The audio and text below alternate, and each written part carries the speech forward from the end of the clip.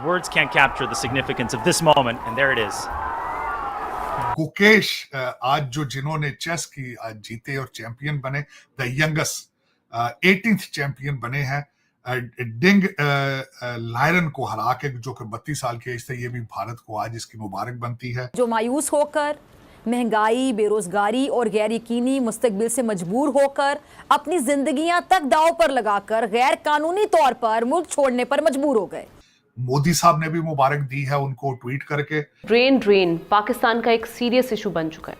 गुज़िश्ता कुछ सालों से पाकिस्तान के तालीम याफ्ता नौजवानों के बैरून मुल्क जाने के रुझान में इजाफा होता जा रहा है।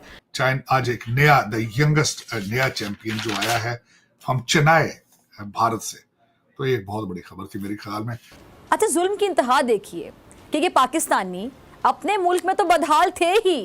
जो काम गुकेश कर सकता है क्या वो पाकिस्तानी यूथ नहीं कर सकता? जबकि भारत का यूथ जो है वो हमें स्पोर्ट्स में भी आगे बढ़ता हुआ दिखाई दे रहा है, एजुकेशन में भी आगे बढ़ता दिखाई दे रहा है और हर तरह से ऐसे काम कर रहा है जिससे कि उनकी कंट्री का नाम जो है वो एक तरह से रोशन हो। वो इसीलिए ना देखेंगे लोग इंडिया पे ट्रस्ट करते हैं। आप भी जब बाहर चले जाएंगे ना, अमेरिका में मैं तो रहा हूँ 18 साल, अमेरिका जाएंगे, आप अमेरिका में रहेंगे, आप लोग आपको इंडियन बोलेंगे कि जी आप इंडिया से हैं, आप इंडिया से हैं, क्योंकि people know them and people trust them. देखें, जो सबसे पहले बंदा जो यंगेस्ट चैंपियन था वो 1985 में था। इस बच्चे ने 40 साल बाद ये रिकॉर्ड तोड़ दिया। आप इमेजिन करें। हेलो फ्रेंड्स, जय हिंद।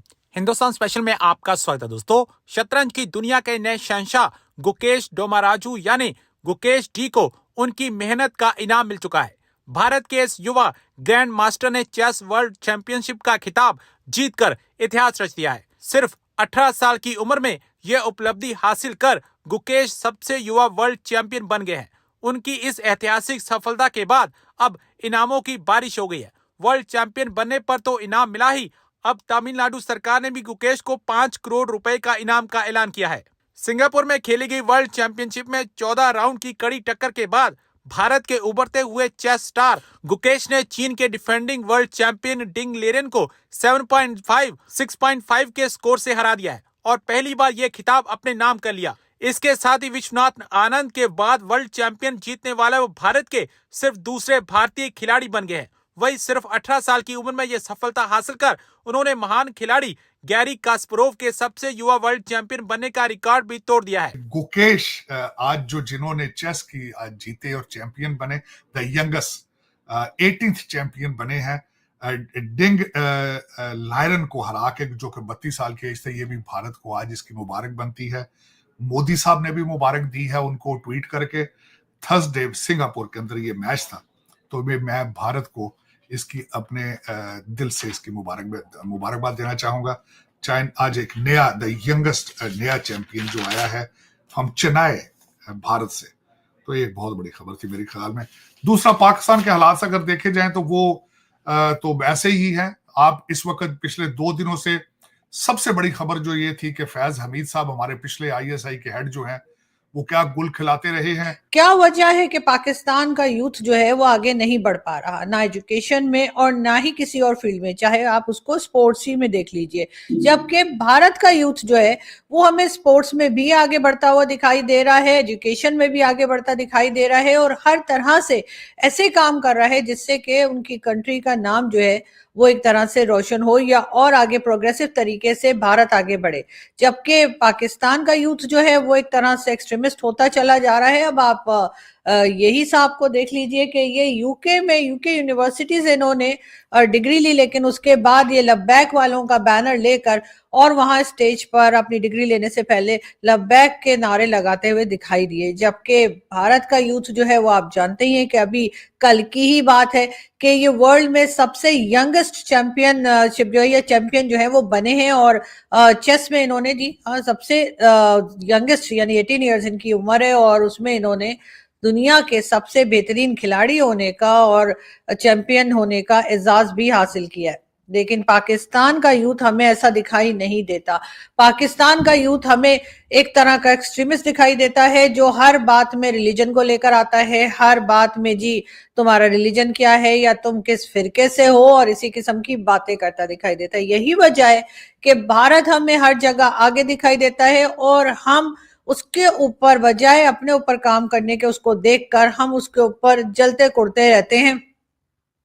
कभी हम कहते हैं कि जी ये उनकी एजेंसीज की साजिश है जो हम आगे नहीं बढ़ पा रहे, लेकिन हम ये नहीं देख रहे कि हमने किस किस तरह के लोगों को प्रमोट किया, किस किस तरह के लोगों को हमने अपने मुल्क में जगह दी, और ना सिर्फ जगह दी बल्कि हमने उनका इतना ख्याल रखा कि अगर सारी दुनिया भी मिलकर कहे कि ये टेररिस्ट हैं, चाहे वो मसूद अजहर हो, चाहे वो आप कह लीजिए कि ये जो हमारे से पकड़ा गया था उसामा बिन लादेन हो, चाहे हाफिज सईद हो, चाहे जो जिसने बच्चों को मार डाला हमारे यहाँ पेशावर स्कूल में, चाहे एहसानुल्लाह एहसान हो, सैयद सलाहुद्दीन हो, या फिर कह लीजिए कि दाऊद इब्राहिम, या इसी तरह के बहुत से लोग, यानी कि ये लाल मस्जिद वाला मौलवी ये हो जाए, या फिर वो जो हमने बुला के बिठाया था अपने यहाँ यानी कि जाकिर नाइक वो हो जाए, चाहे मियाँ मिट्ठू जो कि जबरदस्ती हिंदू बच्चियों को उठा के ले जाता है, उनका रिलीजन चेंज करवाता है, चाहे जैद हामिद जो हर बात में गजवाए हिंद कर रहे होते हैं।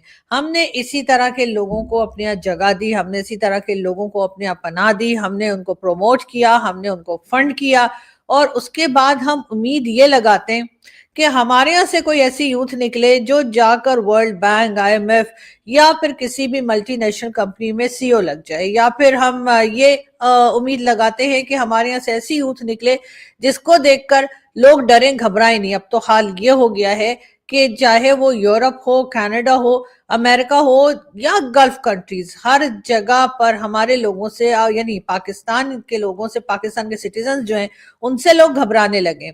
वो कहते हैं जी आप यहाँ तशरीफ ना लाइए तो ही अच्छा है। और ना सिर्फ ये बल्कि भीख मांगने में भी हमने अपना कहीं पे भी नाम जो है वो ऐसा नहीं किया कि रोशन ना किया हो।